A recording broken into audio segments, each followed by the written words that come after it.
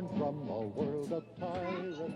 Okay, what we have here is a replica of what we assume is what the Green Dragon Tavern looks like. The sign that hung above the door.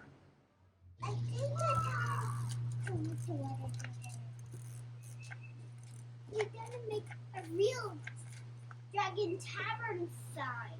That's right. Okay, Ella? You're gonna make a real Green Tavern dragon. What are you doing, guys? What am I doing? That looks straight, Laurel? Yeah, well enough. Cool. Just let it dry. You have to go straight up, but a little bit down. Well, I have this little makeshift zip tie thing. A little bit tighter. Okay. You think so? Now. That. Yeah. Now. You made it. I know. Where would I be without your help, honey bunny? Do y'all know anything about the Green Dragon Tavern, Laurel? I know something. What do you know? You do? Do you know where it was? Which city? It's that city I really like. Starts with a B. Birmingham. Oh, that's where we live.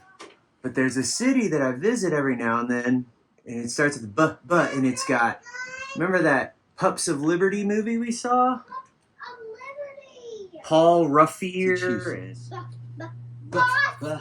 That's right, Boston. Okay, well tell me a little bit more. Well, I know all about what's that thing called? You know all the important things about the Green Dragon Tavern? Well, Tell I me know something. some of them.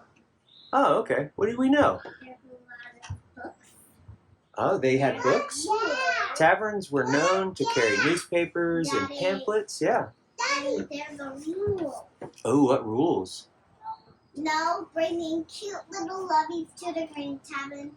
Green Dragon Tavern. You can't bring cute little loveys to the Green Dragon Tavern? Mm-hmm. Why not? Because it's the rule. Who made that rule? The Green Dragon. The Sons of Liberty? No. The Committee of Correspondence? No. The North End Caucus? No. Certainly not St. Andrew's Lodge. No. The Massachusetts Lodge? No. The Royal Arch Chapter of St. Andrews? Can I tell you? No?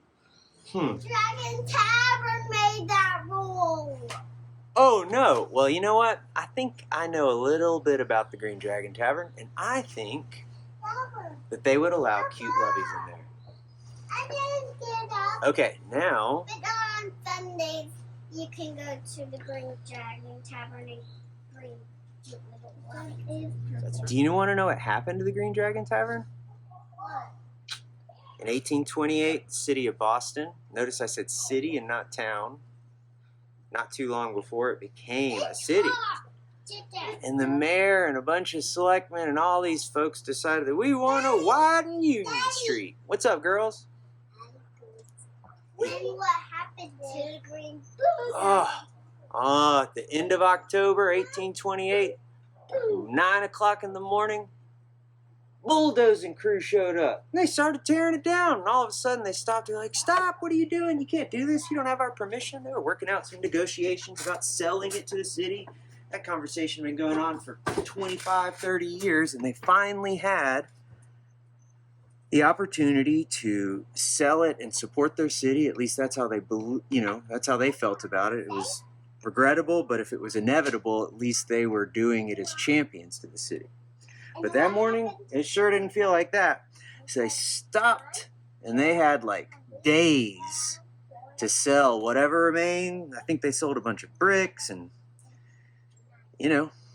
that was the dramatic end to the headquarters of the revolution, so named. Never go there ever again? No, there's a restaurant at 11 Marshall Street that was founded, I think, in like 93 that honors the history of the Green Dragon, but it's not the actual one. It's not too far from it.